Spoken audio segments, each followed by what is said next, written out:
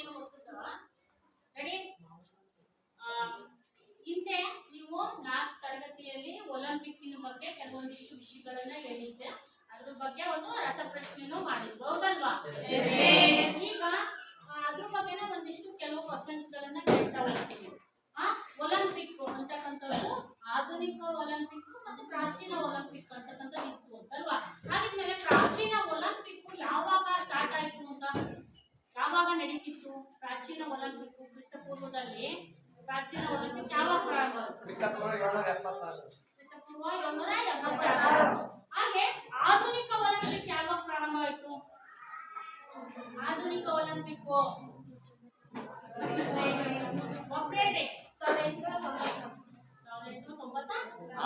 ಹಾಗಿದ್ಮೇಲೆ ಆಧುನಿಕ ಒಲಿಂಪಿಕ್ನ ಜನಕ ಯಾರು? ಒಬ್ಬರೇ ಬೇಕಾ? ಒಬ್ರು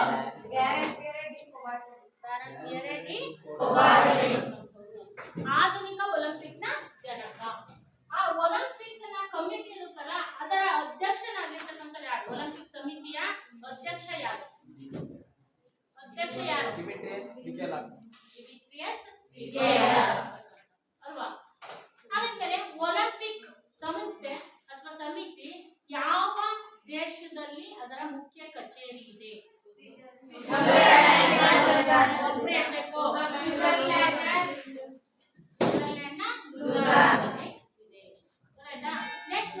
ಒಲಿಂಪಿಕ್ಕಿನ ನಡೆಸೋದಿಕ್ಕೆ ಬೇಕಾಗಿರ್ತಕ್ಕಂಥ ಧ್ಯೇಯೋದ್ದೇಶ ಏನು ಇಟ್ಕೊಂಡು ಒಲಿಂಪಿಕ್ ನಡೆಸ್ತಾರೆ? ಯಾವ ಧ್ಯೇಯೋದ್ದೇಶದ ಮೇಲೆ ಒಲಿಂಪಿಕ್ಸ್ ನಡೆಸಿದ್ದಾರೆ? ಇನ್ನು ಬೇಗ, ಇನ್ನು ಎತ್ತರ, ಇನ್ನು ಶಕ್ತಿ ಅಂತಕ್ಕಂಥದ್ದನ್ನ ಧ್ಯೇಯ ವಾಕ್ಯವನ್ನ ಇಟ್ಕೊಂಡ್ಬಿಟ್ಟು ಒಲಿಂಪಿಕ್ ಅನ್ನ ಹೌದು ತಾನೆ? ಇಷ್ಟು ನಾವು ಒಲಿಂಪಿಕ್ಕಿನ ಬಗ್ಗೆ ಕೆಲವು ವಿಷಯಗಳನ್ನ ತಿಳ್ಕೊಂಡು, ಇನ್ನು ಹೆಚ್ಚಿನದಾಗಿ ಒಲಿಂಪಿಕ್ಗೆ ಸಂಬಂಧಪಟ್ಟಂತೆ ನಾವು ಇದರಲ್ಲಿ ಕಬಡ್ಡಿ ನೋಡ್ತೀವಿ. ಗ್ರೀಕ್ ದೇಶದಲ್ಲಿ ನಡೀತಾ ಇತ್ತು ಹಿಂದೆ. ಈಗ ಗ್ರೀಕ್ ದೇಶದಲ್ಲೇ ಮೊಟ್ಟ ಮೊದಲ ಆಧುನಿಕ ಒಲಿಂಪಿಕ್ ಗ್ರೀಕ್ ದೇಶದಲ್ಲೇ ಮಾಡಿದ್ರು. ಅದು ಗ್ರೀಕ್ ನ 2 ಫೇಮಸ್ ನಗರಗಳಾಗಿರ್ತಕ್ಕಂಥ ಅಥೆನ್ಸ್ ಮತ್ತೆ ಸ್ಪಾರ್ಟಾ ನಗರಗಳಲ್ಲಿ ನಡೀತಾ ಇತ್ತು ಅನ್ನೋದನ್ನೆಲ್ಲ ನೋಡಿದ್ವಿ. ಅದರಲ್ಲಿ ಇನ್ನು ಬೇಗ, ಇನ್ನು ಎತ್ತರ, ಇನ್ನು ಶಕ್ತಿಯನ್ನು ಉಪಯೋಗಿಸಿ ಆ ಧ್ಯೇಯ ವಾಕ್ಯವನ್ನು ಇಟ್ಕೊಂಡು ಒಲಿಂಪಿಕ್ ಅನ್ನ ನಡೆಸ್ತಾ ಇದ್ರು ಅನ್ನೋದನ್ನ ನಾವು ನೋಡ್ತಾ ಹೋದ್ವಿ. ನೆಕ್ಸ್ಟ್ ಒಲಿಂಪಿಕ್ ಸಂಬಂಧಪಟ್ಟಂತೆ ಧ್ವಜ. ಯಾವುದೇ ಒಂದು ಕ್ರೀಡೆ ನಡೀಬೇಕಪ್ಪ ಅಂತಂದ್ರೆ ಅದರದೇ ಆಗಿರ್ತಕ್ಕಂಥ ಒಂದು ಧ್ವಜ ಇರುತ್ತೆ ಹೌದಲ್ವಾ? ಈಗ ಧ್ವಜ ಸಿಂಬಲ್ ನಿಮ್ಗೆ ಗೊತ್ತು ಅಲ್ವಾ? ಇದು ನಾವು ಧ್ವಜ ಅಂತ ಕರಿತೀವಿ. ಯಾವುದೇ ಒಂದು ಕ್ರೀಡೆ ನಡೀತಾ ಇರಲಿ, ಒಂದು ಕ್ರೀಡೆಯಲ್ಲಿ ಫಸ್ಟ್ ಏನ್ ಮಾಡ್ತಾರೆ, ಒಂದು ಕ್ರೀಡಾ ಧ್ವಜವನ್ನ ಆರಿಸಿ ಮಾಡ್ತಾರೆ. ಹಂಗೇನೆ ಒಲಿಂಪಿಕ್ಕಿಗೂ ಸಹ ಅದರದ್ದೇ ಆದಂತ ಒಂದು ಧ್ವಜ ಇದೆ. ಯಾವ ರೀತಿ ಇದೆ ಅಂತಕ್ಕಂಥದ್ದು ಚಿತ್ರದಲ್ಲಿ ನೋಡ್ತಾ ಹೋಗ್ತೀರಾ. ಒಲಿಂಪಿಕ್ ಕ್ರೀಡಾ ಧ್ವಜವನ್ನ 1912ರಲ್ಲಿ ಕೊಬಾರ್ಟಿನ್ ಅವರೇ ವಿನ್ಯಾಸಗೊಳಿಸ್ತಾರೆ. ಈಗ ಇರ್ಬೇಕು ಧ್ವಜ ಅಂತಕ್ಕಂಥದ್ದನ್ನ ಕೊಬಾರ್ಟಿನ್ ಅವರೇ ವಿನ್ಯಾಸಗೊಳಿಸ್ತಾರೆ. ಯಾಕಂದ್ರೆ ಅವರೇ ಅಲ್ವಾ ಒಲಿಂಪಿಕ್ ನಡೀಬೇಕು ಅಂತ ತೀರ್ಮಾನ ಮಾಡಿದ್ದು. ಹಾಗಾಗಿ 1912ರಲ್ಲಿ ಅವರು ಇದನ್ನು ವಿನ್ಯಾಸಗೊಳಿಸ್ತಾರೆ. 1914ರಲ್ಲಿ ಪ್ಯಾರಿಸ್ ನಲ್ಲಿ ನಡೆದಂತ ಒಲಿಂಪಿಕ್ ನಲ್ಲಿ ಈ ಧ್ವಜವನ್ನ ಮೊಟ್ಟ ಮೊದಲು ವಿನ್ಯಾಸಗೊಳಿಸ್ತಾರೆ. ವಿನ್ಯಾಸಗೊಳಿಸೋದು ಅಂದ್ರೆ ಒಂದು ಬಿಳಿಯ ಬಟ್ಟೆಯ ಮೇಲೆ ಎಷ್ಟು ವರ್ತುಲಗಳನ್ನ ಇರಬೇಕು, ಅದು ಯಾವ ಯಾವ ಬಣ್ಣದಲ್ಲಿ ಇರಬೇಕು ಅಂತಕ್ಕಂಥದ್ದನ್ನ ವಿನ್ಯಾಸಗೊಳಿಸೋದು ಅಂತ ಕರೀತೀವಿ ಅಲ್ವಾ?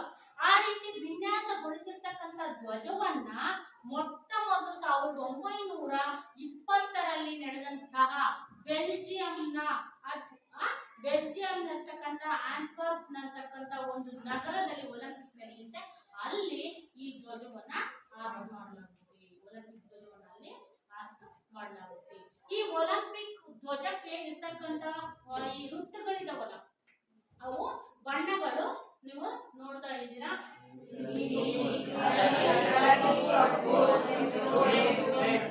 ಈ ಬಣ್ಣಗಳು ಒಂದೊಂದು ಜಾಯಿಂಟ್ ಆಗಿದ್ದಾವೆ, ಒಂದಕ್ಕೊಂದು ಜಾಯಿಂಟ್ ಆಗಿರ್ತಕ್ಕಂಥವನ್ನ ನಾವು ನೋಡ್ತೀವಿ. ಈ ರೀತಿ ಒಂದು ಬಿಳಿಯ ಬಟ್ಟೆಯ ಮೇಲೆ ಇಷ್ಟು ಬಣ್ಣಗಳನ್ನ ಒಳಗೊಂಡಿರ್ತಕ್ಕಂಥ ಧ್ವಜವನ್ನ ವಿನ್ಯಾಸಗೊಳಿಸಿ ಅದನ್ನ 1920ರಲ್ಲಿ ಬೆಲ್ಜಿಯಂನಲ್ಲಿ ನಡೆದಂತಹ ಒಲಿಂಪಿಕ್ ನಲ್ಲಿ ಮೊಟ್ಟ ಮೊದಲು ಫ್ಲಾಗ್ ಅನ್ನ ಆರಿಸಿ ಮಾಡಲಾಗುತ್ತೆ. ಇಷ್ಟು ನಾವು ಒಲಿಂಪಿಕ್ಕಿನ ಧ್ವಜದ ಬಗ್ಗೆ ನೋಡ್ತಾ ಹೋಗ್ತೀವಿ. ನೆಕ್ಸ್ಟ್ ಅದರ ವಿಡಿಯೋ ವಿಡಿಯೋ ತೋರಿಸ್ತೀನಿ. ಬೆಲ್ಜಿಯಂನಲ್ಲಿ ಯಾವ ರೀತಿ ಆಸ್ಟ್ ಮಾಡಿದ್ರು ಅದನ್ನೆಲ್ಲ ಆಮೇಲೆ ವಿಡಿಯೋ ತೋರಿಸ್ತೀನಿ. ಅದಕ್ಕಿಂತ ಮುಂಚಿತವಾಗಿ ಧ್ವಜದ ಬಗ್ಗೆ ತಿಳ್ಕೊಂಡು, ಮತ್ತೆ ಕ್ರೀಡೆ ಅಂದ ತಕ್ಷಣ ಏನಿರುತ್ತೆ? ಕ್ರೀಡಾ ಜ್ಯೋತಿ ಇರುತ್ತೆ. ಪ್ರತಿ ಒಂದು ಕ್ರೀಡೆ ನಡೆಯಬೇಕಾದ್ರೆ ನಾವೇನ್ ಮಾಡ್ತೀವಿ? ಒಂದು ಕ್ರೀಡಾ ಜ್ಯೋತಿಯನ್ನ ತರಲೇಬೇಕು. ಕ್ರೀಡಾ ಜ್ಯೋತಿಯನ್ನು ಹಚ್ಚೋದ್ರ ಮೂಲಕ ಕ್ರೀಡೆಯನ್ನ ಸ್ಟಾರ್ಟ್ ಮಾಡ್ತೀವಿ. ಹಾಗೇನೆ ಒಲಿಂಪಿಕ್ ಅನ್ನು ಸ್ಟಾರ್ಟ್ ಮಾಡೋದಕ್ಕಿಂತ ಮುಂಚೆ ಕ್ರೀಡಾ ಜ್ಯೋತಿಯನ್ನ ಮಾಡ್ತಾರೆ. ಯಾವ ರೀತಿ ಇರುತ್ತೆ ಕ್ರೀಡಾ ಜ್ಯೋತಿ ಅಂದ್ರೆ, ಅಂತಿಂತ ಸಾಮಾನ್ಯವಾಗಿ ಅಲ್ಲೇ ಆ ಒಂದು ಕ್ರೀಡಾ ಜ್ಯೋತಿ ಹಚ್ಚೋದಲ್ಲ. ಒಲಿಂಪಿಕ್ ಅಂತಕ್ಕಂಥದ್ದು ಬಹಳ ಅಸಾಮಾನ್ಯವಾಗಿರ್ತಕ್ಕಂಥ ಒಂದು ಶ್ರೇಷ್ಠವಾಗಿರ್ತಕ್ಕಂಥ ಪಂದ್ಯಾಟ. ಹಾಗಾಗಿ ಪ್ರಪಂಚದ ಎಲ್ಲ ದೇಶಗಳ ನಡುವೆ ಏಕತೆಯನ್ನ ಸಾಧಿಸಲು 1936ರಲ್ಲಿ ಜರ್ಮನಿಯ ಬರ್ಲಿನ್ ಒಲಿಂಪಿಕ್ ಕ್ರೀಡಾಕೂಟದಲ್ಲಿ ಮೊಟ್ಟ ಮೊದಲ ಬಾರಿಗೆ ಒಲಿಂಪಿಕ್ ಜ್ಯೋತಿಯನ್ನ ಬೆಳಗುವಂತಕ್ಕಂಥ ಪದ್ಧತಿಯನ್ನ ಜಾರಿಗೆ ತರಲಾಗುತ್ತೆ. ಮೊಟ್ಟ ಮೊದಲು ಬರ್ಲಿನ್ ನಲ್ಲಿ ನಡೆದಂತ ಒಲಿಂಪಿಕ್ ನಲ್ಲಿ 1936ರಲ್ಲಿ ತರಲಾಯಿತು. ಯಾವ ರೀತಿ ಇರ್ಬೇಕು ಜ್ಯೋತಿ ಅಂತಂದ್ರೆ, ಯಾವ ದೇಶ ಅದನ್ನ ಆರ್ಗನೈಸ್ ಮಾಡುತ್ತೋ ಆ ದೇಶ ಏನ್ ಮಾಡ್ಬೇಕು ಗೊತ್ತಾ? ಒಲಿಂಪಿಕ್ ಹುಟ್ಟಿರ್ತಕ್ಕಂಥ ದೇಶ ಯಾವುದು? ಗ್ರೀಕ್ ನ ಅಥೆನ್ಸ್ ಅಥವಾ ಸ್ಪಾರ್ಟಾ ನಗರಗಳಲ್ಲಿ ಸೂರ್ಯನ ಬೆಳಕಿನಿಂದ ಪಂಜನ್ನು ಹಚ್ಚಿ, ಅಲ್ಲಿ ಪಂಜನ್ನು ಹಚ್ಚಿ ಆ ಪಂಜು ಒತ್ತಿದ ಮೇಲೆ ಅದನ್ನ ಆರದಂತೆ ಯಾವ ದೇಶದಲ್ಲಿ ನಡೆಯುತ್ತೋ ಆ ದೇಶಕ್ಕೆ ಅದನ್ನ ತರಬೇಕು. ಅವಾಗೆಲ್ಲ ಅದೇ ದೇಶದಲ್ಲಿ ನಡೀತಾ ಇತ್ತು, ಗ್ರೀಕ್ ದೇಶದಲ್ಲಿ. ಹಾಗಾಗಿ ಅವ್ರೇನ್ ಮಾಡ್ತಿದ್ರು? ಪಂಜನ್ನು ಹಚ್ಕೊಂಡ್ಬಿಟ್ಟು ಎಲ್ಲಿ ನಡೀತಾ ಓಡ್ಕೊಂಡು ಹೋಗೋರು. ರನ್ನರ್ ಇರ್ತಾರಲ್ಲ, ರನ್ನಿಂಗ್ ರೇಸ್ ಅವ್ರು ಓಡ್ಕಂತ ಕ್ರೀಡಾಪಟುಗಳು ಅವ್ರ ಹಿಂದೆ ಓಡ್ಕೊಂಡು ಹೋಗ್ಬಿಟ್ಟು ಅಲ್ಲಿ ಪಂಜನ್ನು ಹಚ್ಚುತ್ತಿದ್ರು. ಇವಾಗ ಬೇರೆ ಬೇರೆ ದೇಶಗಳು ನಡೀತಿದ್ದಾವೆ. ಸಮುದ್ರ, ವಿಮಾನಗಳ ಮೂಲಕ ಒಟ್ಟ ಪಂಜನ ಅಲ್ಲೇ ಹಚ್ಚಬೇಕು. ಹಚ್ಚಿಕೊಂಡಿರೋ ಪಂಜನ ಕೆಡದೋ ರೀತಿ ಸಮುದ್ರದ ಮೂಲಕ, ಸಮುದ್ರ ಅಂದ್ರೆ ಅಡಗಿನ ಮೂಲಕ, ವಿಮಾನದ ಮೂಲಕ ಅದನ್ನ ತಂದು ಯಾವ ದೇಶ ಆರ್ಗನೈಸ್ ಮಾಡುತ್ತೋ ಆ ದೇಶದಲ್ಲಿ ಆ ಪಂಜನ ಕುಂಡಕ್ಕೆ ಹಚ್ಚಬೇಕು. ಅದು ಸತತವಾಗಿ ಒಲಿಂಪಿಕ್ ನಡೆಯುವ ಎಷ್ಟು ದಿನ ನಡೆಯುತ್ತೋ ಅಷ್ಟು ದಿನನೂ ಅದು ಆರದಂಗೆ ಆ ದೇಶ ನೋಡ್ಕೊಂತಕ್ಕಂಥದ್ದು ಅದರ ಕರ್ತವ್ಯ. ಈ ರೀತಿ ಒಲಿಂಪಿಕ್ ಕ್ರೀಡಾ ಜ್ಯೋತಿಯನ್ನ ನಾವು ತರ್ತೀವಿ. ಆ ರೀತಿ ಹಚ್ಚತಕ್ಕಂಥದ್ದು ಇಲ್ಲಿ ಕೊಟ್ಟಿದ್ದಾರೆ ನೋಡಿ. ಒಲಿಂಪಿಯಾ ನಗರದಲ್ಲಿ, ನಾನು ಲಾಸ್ಟ್ ಹೇಳಿದ್ದೆ, ಒಲಿಂಪಿಯಾ ಅಂತಕ್ಕಂಥದ್ದು ಗ್ರೀಕ್ ದೇಶದ ಒಂದು ಪ್ರಸಿದ್ಧವಾದ ನಗರ. ಒಲಿಂಪಿಯಾ ನಗರ ಇರೋದ್ರಿಂದನೇ ಅಲ್ಲಿ ಓಲಿಯೋ ಅಂತಕ್ಕಂಥ ಮರಗಳಿದಾವೆ. ಓಲಿಯೋ ಮರಗಳ ಹೋಗ್ತಕ್ಕಂಥ ಎಲೆಗಳ ರೀತಿ ಚಿನ್ನದ ಎಲೆಗಳನ್ನ ಮಾಡಿಸಿ ಕಿರೀಟವನ್ನ ಪ್ರತಿಯೊಬ್ಬ ಕ್ರೀಡಾಪಟುಗಳಿಗೆ ತೊಡಸ್ತಾ ಇದ್ರು. ಗೊತ್ತಾಯ್ತಾ? ಆ ರೀತಿ ಒಲಿಂಪಿಯಾ ನಗರದಿಂದ ಸೂರ್ಯನ ಕಿರಣಗಳ ಸಹಾಯದಿಂದ ಪಂಜನ ಹತ್ತಿಸಿ ಜ್ಯೋತಿಯನ್ನ ಒಲಿಂಪಿಯಾದಿಂದ ಸರದಿಯ ಮೂಲಕ ಓಡುತ್ತಲೇ, ಯಾರ್ಯಾರು ಕ್ರೀಡಾಪಟುಗಳು ಇರ್ತಾರಲ್ಲ ಅವರು ಸರದಿಯ ಮೂಲಕ ಓಡುತ್ತಲೇ ಆ ಕ್ರೀಡಾಂಗಣಕ್ಕೆ ತಂದು ಆ ಪಂಜನ ಬೃಹದಾಕಾರವಾಗಿ ಅಗ್ನಿಕುಂಡ ಇರುತ್ತೆ, ಅದರಲ್ಲಿ ಸ್ಪರ್ಶ ಮಾಡಿ ಕ್ರೀಡಾಕೂಟದ ಉದ್ಘಾಟನೆಯನ್ನ ಮಾಡ್ತಾರೆ. ನೆಕ್ಸ್ಟ್, ಕ್ರೀಡಾ ದಿನಗಳಲ್ಲಿ ಈ ಜ್ಯೋತಿ ಆರದಂತೆ ನೋಡ್ತಕ್ಕಂಥದ್ದು ಯಾರು ಏರ್ಪಾಡು ಮಾಡಿರ್ತಾರಲ್ಲ ಆ ದೇಶ ಅದು ಆರದಂಗೆ ನೋಡ್ಕೊಂತಕ್ಕಂಥ ಪದ್ಧತಿ. ಗ್ರೀಕ್ ನ ಕವಿಯಾಗಿರ್ತಕ್ಕಂಥ ಕಾಸ್ಟಿಸ್ ಪಾಲಿಮಾಸ್ ಬರೆದಂತಹ ಗೀತೆ ಸ್ಟೈರಸ್ ಸಮರಸ್ ಅಂತಕ್ಕಂಥವ್ರು ಸಂಗೀತ ಸಂಯೋಜನೆ ಮಾಡಿರ್ತಾರೆ. ಆ ಗೀತೆಯನ್ನ ಪ್ರತಿಯೊಂದು ಒಲಿಂಪಿಕ್ ನಲ್ಲಿ ನುಡಿಸಲಾಗುತ್ತೆ. ಬಹಳ ಮೆಚ್ಚುಗೆಯನ್ನ ವ್ಯಕ್ತಪಡಿಸಿದ ಪರಿಣಾಮವಾಗಿ ಒಲಿಂಪಿಕ್ ಕ್ರೀಡಾಕೂಟಗಳಲ್ಲಿ ಈ ಗೀತೆಯನ್ನ ಅಧಿಕೃತವಾಗಿ ಹಾಡಲಾಗುತ್ತೆ. ಗ್ರೀಕ್ ನ ಕವಿಯಾಗಿರ್ತಕ್ಕಂಥ ಕಾಸ್ಟಿಸ್ ಪಾಲಿಮಾಸ್ ಅಂತಕ್ಕಂಥವ್ರು ಬರೆದಂತಹ ಒಂದು ಗೀತೆಗೆ ಯಾರೋ ಸ್ಟೈರಸ್ ಸಮರಸ್ ಅಂತಕ್ಕಂಥವ್ರು ಸಂಯೋಜನೆ ಮಾಡ್ತಾರೆ, ಸಂಗೀತ ಸಂಯೋಜನೆ ಮಾಡ್ತಾರೆ. ಅದನ್ನ ಪ್ರತಿ ಒಲಿಂಪಿಕ್ ನಲ್ಲಿ ಅದನ್ನ ಹಾಡಲಾಗುತ್ತೆ. ನಿಮಗೆ ಅದು ಸಂಬಂಧಪಟ್ಟಂತೆ ವಿಡಿಯೋ ತೋರಿಸ್ತಿದ್ದಾರೆ, ಅದರಲ್ಲಿ ಬರುತ್ತೆ.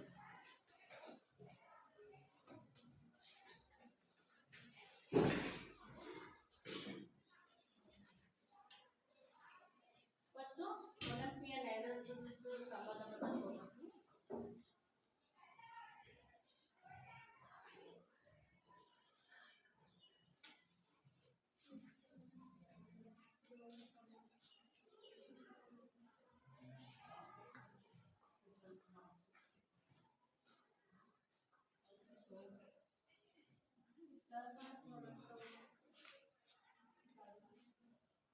ಒಲಿಂಪಿಕ್ ಪ್ರತಿಯೊಂದು ಬಹಳ ಅದ್ಭುತವಾಗಿ ನಡೆಸ್ತಾರೆ. ಒಂದೊಂದು ದೇಶನ ಸ್ಪೆಷಲ್ ನಡೆಸ್ತಾರೆ. ಎಲ್ಲಾ ಕ್ರೀಡಾಪಟುಗಳು ಕರ್ಬಿಟ್ಟು ಅದು ಒಳ್ಳೊಳ್ಳೆ ಸಂಗೀತ ಹೇಳೋರು ಅವ್ರನ್ನೆಲ್ಲ ಕರ್ಸಿ ಇಲ್ಲಿ ಕೊಡ್ತಿದ್ದಾರೆ ನೋಡಿ ಯಾವ ದೇಶದಲ್ಲಿ ಆಂಟ್ವರ್ಪ್ 1920 ಆಂಟ್ವರ್ಪ್ ನೀವು ನೋಡಿದ್ರಲ್ಲ 1924ರಲ್ಲಿ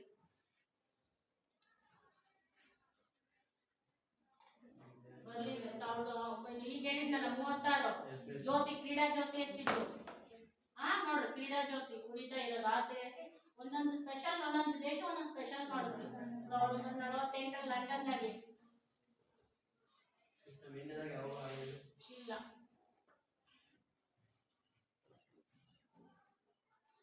ಕ್ರೀಡಾ ಜ್ಯೋತಿಯನ್ನ ಆ ಕ್ರೀಡಾಂಗಣ ಸುತ್ತ ಮೆಲ್ಬಾರ್ನ್ 1956 ಕ್ರೀಡಾ ಜ್ಯೋತಿ ಹೆಂಗ್ ಹಚ್ಚಿದ್ರು ಅಲ್ಲಿಂದ ತಂದಿರೋದು ಇವನ್ನ ನಾನು ನಿಮಗೆ ಅವತ್ತೊಂದು ಬರ್ಕೊಂಡು ಬರಕ್ಕೆ ಎಲ್ಲೆಲ್ಲಿ ಹೇಳೋದು ಅಂತ ಅಲ್ವಾ ಟೋಕಿಯೋ ಬಹಳ ಅದ್ಭುತವಾಗಿ ನನ್ನೊಂದು ದೇಶ ಬಹಳ ಚೆನ್ನಾಗಿ ಆರ್ಗನೈಸ್ ಮಾಡ್ತಾರೆ ಮನೋರಂಜನೆ ನೋಡ್ರಿ ಒಲಿಂಪಿಕ್ ಧ್ವಜ ಇದನ್ನ ಹೆಂಗ್ ಮಾಡಿದಾರ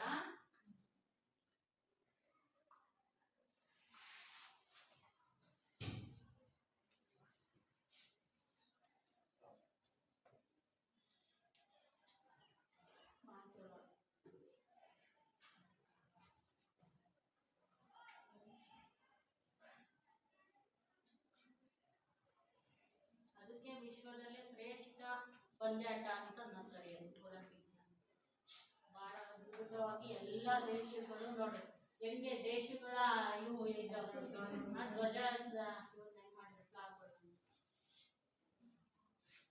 ಒಂದೊಂದು ದೇಶ ಕ್ರಿಯೇಟಿವಿಟಿ ಮಾಡಿರ್ತಾವ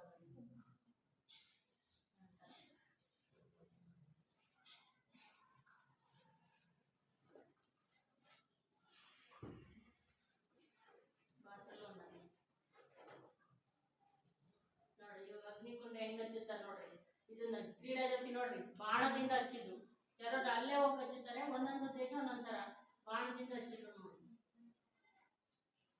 ನೋಡ್ರಿ ಒಲಿಂಪಿಕ್ ಇದನ್ನ ಹೆಂಗ್ ಮಾಡಿದ್ರು ಎಷ್ಟು ಎತ್ತರವಾಗಿ ನಡೀತೈತೆ ಸಿಡ್ನಿಗೆ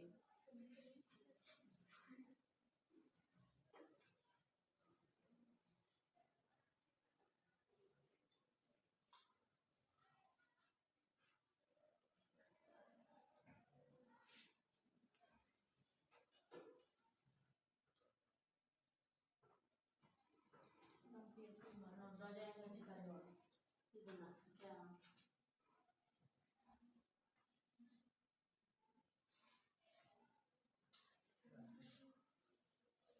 ಇನ್ನೊಂದು ಇದೆ ಅದು ಸಂಗೀತ ಇದೆ ಕೇಳಿಸ್ಬೇಕಾಗಿದೆ ಕೇಳಿಸಿದ್ರೆ ಚೆನ್ನಾಗಿರೋದು ಸಂಗೀತದ ತಂದಿದ್ದೀನಿ ಅದೇನಾದ್ರು ಪ್ರಯತ್ನ ಪಟ್ಟು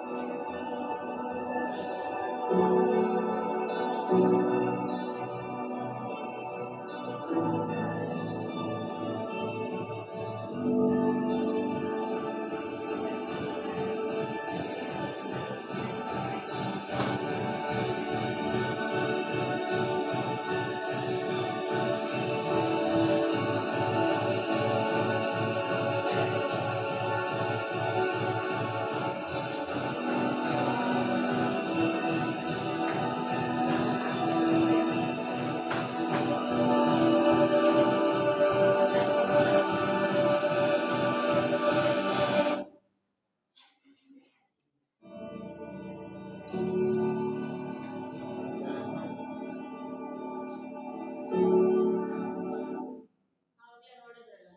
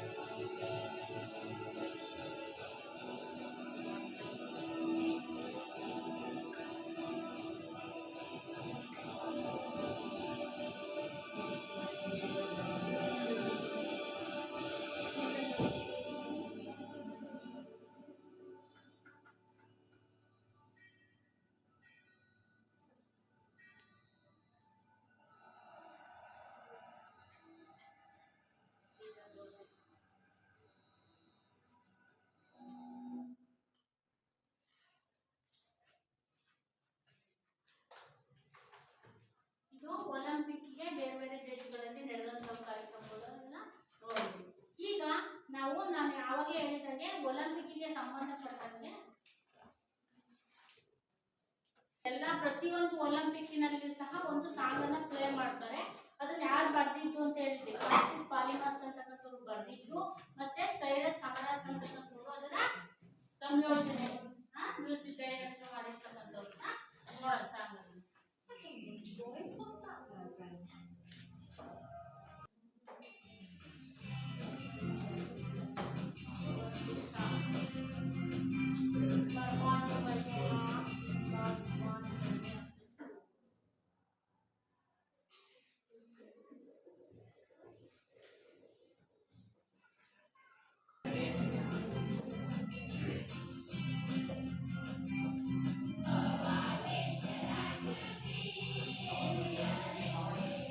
ವಿಶ್ ಮಾಡ್ತಿದ್ದೀವಿ ಎಲ್ಲ ಒಲಿಂಪಿಕ್ ಗೆಲ್ತಾ.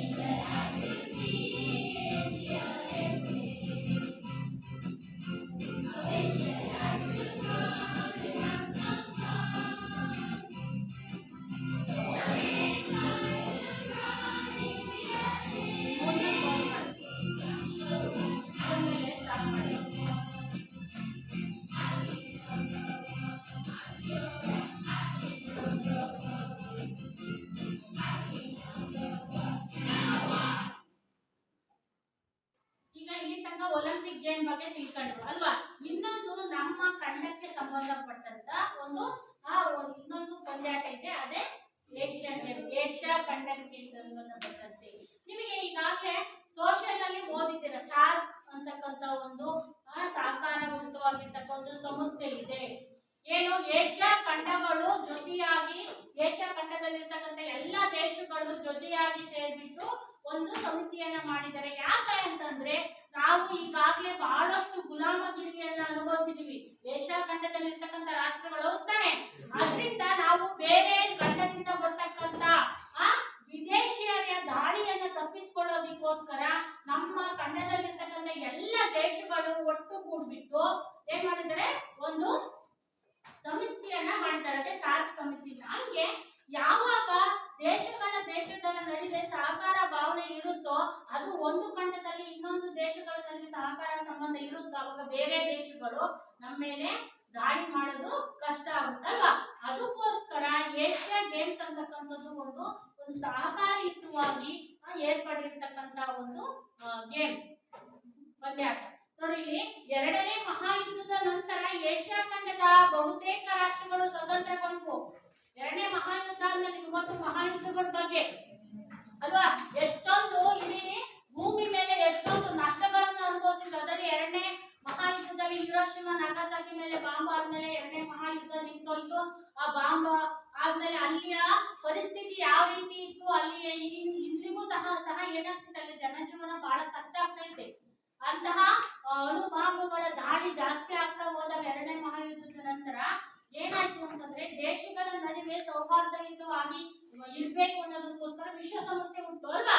ವಿಶ್ವಸಂಸ್ಥೆ ದೇಶಗಳ ನಡುವೆ ಸಹಕಾರ ಇರಬೇಕು, ಒಟ್ಟಿಗೆ ಸಹಕಾರವಾಗಿ ಬದುಕಬೇಕು ಅನ್ನೋ ಕಾರಣಕ್ಕೆ ವಿಶ್ವಸಂಸ್ಥೆ ಎಲ್ಲರನ್ನ ಒಟ್ಟುಗೂಡಿಸ್ತಕ್ಕಂಥ ಕಾರ್ಯಕ್ರಮ ಮಾಡಿತು.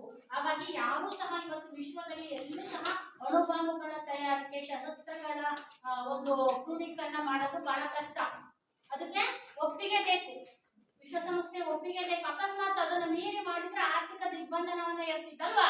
ಇದನ್ನೆಲ್ಲ ಸೋಷಿಯಲ್ ಅಲ್ಲಿ ಓದಿರ್ತೀರ ನೀವು, ಹೌದಾನೆ? ಹಂಗೇನೆ ಎರಡನೇ ಮಹಾಯುದ್ಧದ ನಂತರ ಎಲ್ಲಾ ದೇಶಗಳು, ಏಷ್ಯಾ ಖಂಡದ ಬಹುತೇಕ ರಾಷ್ಟ್ರಗಳು ಬ್ರಿಟಿಷರಿಂದ ಬಿಡುಗಡೆ ಹೊಂದಿದ್ರು, ಪೋರ್ಚುಗೀಸರಿಂದ ಬಿಡುಗಡೆ ಹೊಂದಿದ್ರು, ಡಚ್ಚರಿಂದ, ಫ್ರೆಂಚರಿಂದ, ಹೌದಲ್ವಾ?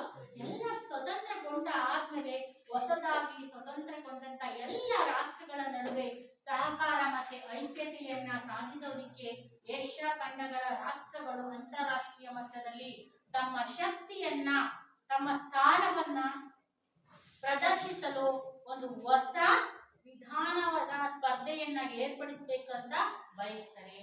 ನಾವು ಸಹ ಬೇರೆ ದೇಶಗಳ ನಡುವೆ ನಮ್ಮ ಶಕ್ತಿ ಹೇಗಿದೆ, ನಮ್ಮ ಸ್ಥಾನ ಹೇಗಿದೆ ಅನ್ನೋದನ್ನ ಗುರುತಿಸಬೇಕು ಅಂತ ಏಷ್ಯಾ ಖಂಡಗಳು ಒಟ್ಟುಗೂಡೋದಕ್ಕೆ ಪ್ರಯತ್ನ ಪಡ್ತವೆ. ಅದಕ್ಕೆ ಪೂರಕವಾಗಿ 1948 ಆಗಸ್ಟ್ 14ರಲ್ಲಿ ಲಂಡನ್ ನಲ್ಲಿ ಒಲಿಂಪಿಕ್ ನಡೆಯುತ್ತೆ.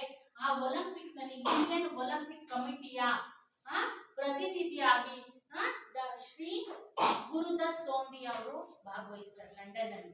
ಅಲ್ಲಿ ಭಾಗವಹಿಸಿದಾಗ ಏಷ್ಯಾ ಖಂಡದಿಂದ ಹೋಗಿರ್ತಕ್ಕಂಥ ಅನೇಕ ರಾಷ್ಟ್ರಗಳ ಪ್ರತಿನಿಧಿಗಳಿರ್ತಾರಲ್ಲ, ಅವ್ರ ಜೊತೆ ಒಂದು ಮಾತುಕತೆಯನ್ನ ನಡೆಸ್ತಾರೆ. ನಾವು ಸಹ ನಮ್ಮ ದೇಶದ ಅಥವಾ ನಮ್ಮ ಖಂಡದ ಎಲ್ಲ ರಾಷ್ಟ್ರಗಳು ಒಟ್ಟುಗೂಡಿಬಿಟ್ಟು ಒಂದು ಪಂದ್ಯಾಟವನ್ನ, ಆಟಕ್ಕೆ ಸಂಬಂಧವಾಗಿ ಕ್ರೀಡಾಕೂಟವನ್ನ ಏರ್ಪಡಿಸೋಣ ಅಂತ ಅದಕ್ಕೆ ಗುರುದತ್ ಸೋಂದಿ ಅವರು ಹೇಳ್ತಾರೆ. ಅದನ್ನ ಒಪ್ಪಿಬಿಟ್ಟು ಏನ್ ಮಾಡ್ತಾರೆ, ಎಲ್ಲ ರಾಷ್ಟ್ರಗಳ ಪ್ರತಿನಿಧಿಗಳು ಅದನ್ನ ಚರ್ಚೆ ಮಾಡಿಬಿಟ್ಟು ಏಷ್ಯಾ ಖಂಡದ ನಡುವೆ ರಾಷ್ಟ್ರಗಳ ನಡುವೆ ಸಹಕಾರ ಭಾವನೆ ಇರಬೇಕು, ಸಹಕಾರ ಭಾವನೆಯನ್ನ ಬೆಳೆಸಬೇಕು ಅನ್ನೋ ದೃಷ್ಟಿಯಿಂದ ಏಷ್ಯನ್ ಗೇಮ್ಸ್ ಅನ್ನ ನಡೆಸಬೇಕು ಅಂತ ಸಲಹೆಯನ್ನ ಕೊಡ್ತಾರೆ. ಆ ಸಲಹೆಯಲ್ಲಿ ಏಷ್ಯನ್ ಅಥ್ಲೆಟಿಕ್ ಫೆಡರೇಷನ್ ಒಪ್ಪಿಗೆಯನ್ನ, ಈಗಾಗಲೇ ಏಷ್ಯನ್ ಅಥ್ಲೆಟಿಕ್ಸ್ ಅಂತಕ್ಕಂಥದ್ದೊಂದು ಸಮಿತಿ ಇರುತ್ತೆ. ಅದಕ್ಕೆ ಇವರ ಸೋಂದಿ ಅವರು ಹೇಳಿರ್ತಕ್ಕಂಥ ಒಪ್ಪಿಗೆಯಲ್ಲ, ಅವರು ಹೇಳಿರ್ತಕ್ಕಂಥ ಸಲಹೆಯನ್ನ ಒಪ್ಪಿಗೆಯನ್ನ ಸೂಚಿಸುತ್ತೆ ಏಷ್ಯನ್ ಅಥ್ಲೆಟಿಕ್ಸ್. ಅದಾದ್ಮೇಲೆ 1949ರಲ್ಲಿ ಏಷ್ಯನ್ ಅಥ್ಲೆಟಿಕ್ ಫೆಡರೇಷನ್ ತನ್ನ ಹೆಸರನ್ನ ಬದಲಾಯಿಸುತ್ತೆ. ಅದೇ ಏಷ್ಯನ್ ಗೇಮ್ಸ್ ಫೆಡರೇಷನ್ ಆಗಿ ಬದಲಾಗುತ್ತೆ. 1949ರಲ್ಲಿ ಏಷ್ಯನ್ ಅಥ್ಲೆಟಿಕ್ ಫೆಡರೇಷನ್ ಇದ್ದಂಥದ್ದು ಬದಲಾಗುತ್ತೆ, ಏಷ್ಯನ್ ಗೇಮ್ಸ್ ಫೆಡರೇಷನ್ ಆಗಿ ಬದಲಾಗುತ್ತೆ. ಈ ಸಂಸ್ಥೆ ಒಂದು ಸ್ವತಂತ್ರ ಸಂಸ್ಥೆಯಾಗಿದ್ದು ಏಷ್ಯನ್ ಗೇಮ್ಸ್ ನ ಎಲ್ಲ ಜವಾಬ್ದಾರಿಯನ್ನ, ಈ ಏಷ್ಯನ್ ಗೇಮ್ಸ್ ನ ಎಲ್ಲ ಜವಾಬ್ದಾರಿಯನ್ನು ಈ ಸಂಸ್ಥೆ ಹೊತ್ಕೊಳ್ಳುತ್ತೆ. ಈ ಸಭೆ ಸೇರಿ ಎಲ್ಲರೂ ಸೇರಿಬಿಟ್ಟು ಏಷ್ಯನ್ ಕ್ರೀಡಾಕೂಟವನ್ನ 1951ರಲ್ಲಿ ಭಾರತದ ರಾಜಧಾನಿಯಾಗಿರ್ತಕ್ಕಂಥ ದೆಹಲಿಯಲ್ಲಿ ನಡೆಸಬೇಕು ಅಂತ ತೀರ್ಮಾನವನ್ನ ಮಾಡ್ತಾರೆ. ಅದರಂತೆ ಈ ಕ್ರೀಡಾಕೂಟ ಯಶಸ್ವಿಯಾಗಿ ಪ್ರಾರಂಭವಾಗಿ ಅಂದಿನಿಂದ ಪ್ರತಿ ವರ್ಷಕ್ಕೊಮ್ಮೆ 4 ವರ್ಷ, ಯಾವುದು ಒಲಿಂಪಿಕ್ ಎಷ್ಟು ವರ್ಷಕ್ಕೊಮ್ಮೆ, ಏಷ್ಯನ್ ಗೇಮ್ಸ್ ಸಹ 4 ವರ್ಷಕ್ಕೊಮ್ಮೆ ಸದಸ್ಯತ್ವ ಹೊಂದಿರತಕ್ಕಂತ ಬೇರೆ ಬೇರೆ ದೇಶಗಳಲ್ಲಿ ಕ್ರೀಡಾಕೂಟ ನಡೆಯುತ್ತೆ. ಇದಕ್ಕೂ ಸಹ ಸದಸ್ಯತ್ವವನ್ನು ಪಡೆದಿರಬೇಕು. ಏಷ್ಯಾದ ಖಂಡದಲ್ಲಿ ಇರ್ತಕ್ಕಂಥ ಎಲ್ಲಾ ರಾಷ್ಟ್ರಗಳು ಭಾಗವಹಿಸಂಗಿಲ್ಲ. ಯಾರು ಸದಸ್ಯತ್ವವನ್ನು ಪಡೆದಿರ್ತಾರೋ ಏಷ್ಯಾದಕ್ಕೆ ಅವರು ಮಾತ್ರ ಇದರಲ್ಲಿ ಭಾಗವಹಿಸ್ತಾರೆ. ಮತ್ತೆ ಯಾರು ಸದಸ್ಯತ್ವ ಪಡೆದಿರ್ತಾರೋ ಆ ದೇಶಗಳಲ್ಲಿ ಇದನ್ನ ಆರ್ಗನೈಸ್ ಮಾಡಲಾಗುತ್ತೆ. ಗೊತ್ತಾಯ್ತಾ? ಈ ರೀತಿ ಏಷ್ಯನ್ ಗೇಮ್ಸ್ ಪ್ರಾರಂಭ ಆಯಿತು. ಏಷ್ಯನ್ ಗೇಮ್ಸ್ ಅನ್ನೋದು ಯಾತಕ್ಕೋಸ್ಕರ ಪ್ರಾರಂಭವಾಯಿತು? ಸಹಕಾರವನ್ನ ಬೆಳೆಸೋದಕ್ಕೆ, ದೇಶಗಳ ನಡುವೆ ಸಹಕಾರ, ಐಕ್ಯತೆ, ಸಹಬಾಳ್ವೆಯನ್ನ, ನಾವೆಲ್ಲರೂ ಒಂದೇ ಖಂಡದಲ್ಲಿರ್ತಕ್ಕಂಥವ್ರು, ಬೇರೆ ದೇಶದವರು ಯಾರು ನಮ್ಮ ಮೇಲೆ ದಬ್ಬಾಳಿಕೆಯನ್ನ ಮಾಡಬಾರ್ದು ಅನ್ನೋ ಕಾರಣಕ್ಕೆ ಸಹಕಾರವನ್ನ ಬೆಳೆಸೋದಕ್ಕೋಸ್ಕರ ಈ ಏಷ್ಯನ್ ಗೇಮ್ಸ್ ಅನ್ನ ಪ್ರಾರಂಭ ಮಾಡ್ತಾರೆ. ಗೊತ್ತಾಯ್ತಾ?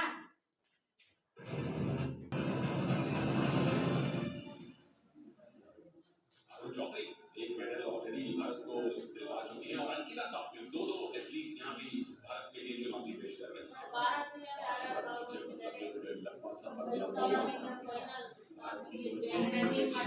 इस इवेंट में देखने होगा कि किस तरह का प्रदर्शन कर पाती है।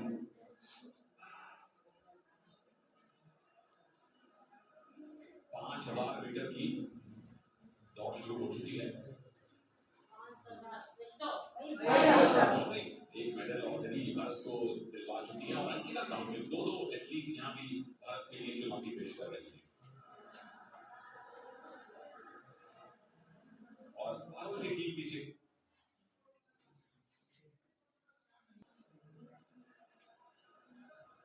5000 मीटर की दौड़ शुरू हो चुकी है। Arun Chaudhary and then all his competitors. Watch the league of the Australian. Here is Neeraj Chopra. That's fantastic in Indian athletics. Olympic champion, world champion, Asian champion, Diamond League champion. This man is world is week 2. Here comes the defending champion of the Asian Games, India's Neeraj Chopra, with his first attempt. This javelin throw body, he looks popped out. How good is that? That is massive! That is a massive start from this champion. He's telling the world he's coming for gold. Absolutely sensational first throw by Neeraj Chopra. Enumeration, it's going to be a tough throw because it's not easy here conditions for the throws. Why is there a hold up exactly? And the explanations are still on. This is not ideal. Needs to refocus, needs to visualize, needs to go through his strides once again because this will officially be his first. He goes again.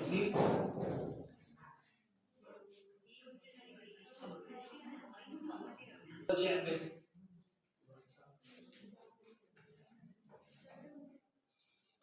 His facial expression says it all. Didn't look too happy. Had more elevation than distance. Still waiting for that roll, aren't we, Manish? The first person who knows he's released that throw is Neeraj Chopra himself.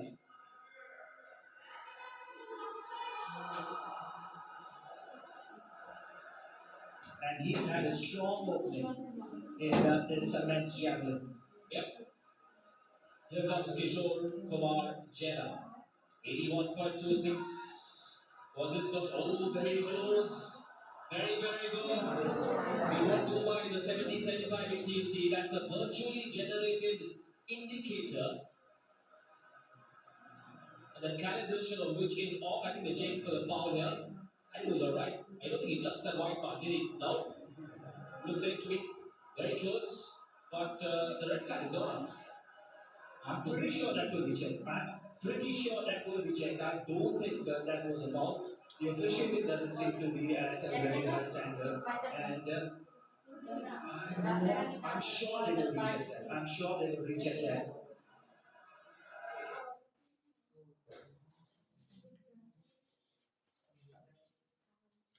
The velocity of that release. Clasped arms by Kishore Jena and all smiles. He may be in goal medal position. Right, before Siddharth Pandey completes his update, let's let you know that, as we've always been saying, so consistent. That is the beauty, that is the club. He had to fight for a world championship medal, and these are his last two throws of the season. And you've got to believe his countryman, his friend, Neeraj. Yep. Didn't really want to put too much in the tank there as Neeraj Chopra finishes with 88.88. sensational. What do you say about this athlete, Anish, that has not been said? In his final two throws of the season, he's come up with the season's best. That is consistency.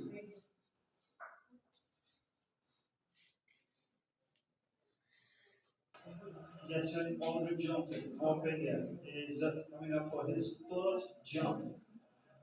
We'll be seeing Rishmi Shankar as well on the list. He's listed 8th.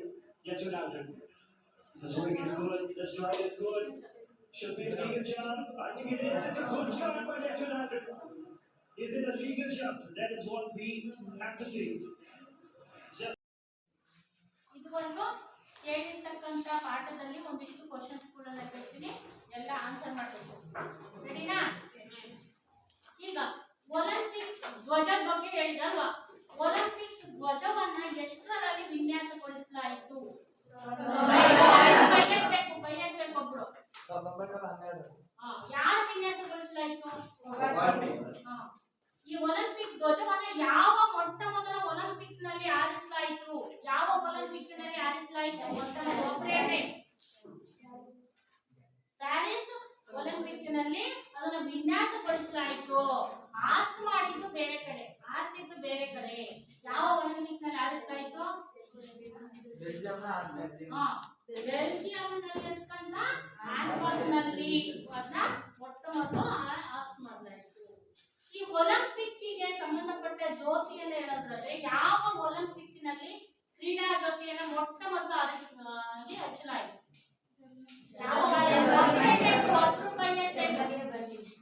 ಜರ್ಮನಿಯ ಬರ್ಲಿನ್ನಲ್ಲಿ ಮೊಟ್ಟ ಮೊದಲು Olympic ಜ್ಯೋತಿಯನ್ನ 1936ರಲ್ಲಿ ನಡೆದಂತಹ Olympic ನಲ್ಲಿ ನಡೆಸಲಾಯಿತು.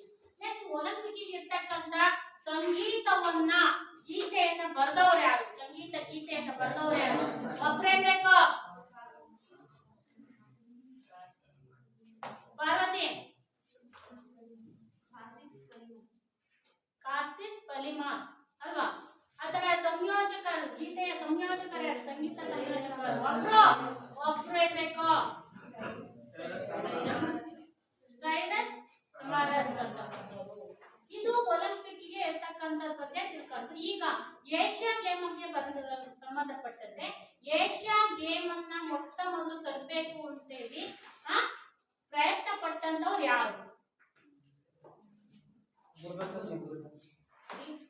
Gurudatt Sony. Asia games ಯಾಕೆ ಬೇಕು ಅಂತ? Asia ಖಂಡದ ದೇಶಗಳ ನಡುವೆ ಸಹಕಾರ ಮತ್ತೆ ಐಕ್ಯತೆಯನ್ನ ಸಾಧಿಸಬೇಕು ಅಂತೇಳಿ ಏಷ್ಯಾ ಗೇಮ್ ಅನ್ನ ನಾವು ತರಲಾಯಿತು. ಎಷ್ಟರಲ್ಲಿ ಏಷ್ಯಾ ಗೇಮ್ಸ್ ಅನ್ನ ಮೊಟ್ಟ ಮೊದಲು ನಡೆಸಲಾಯಿತು?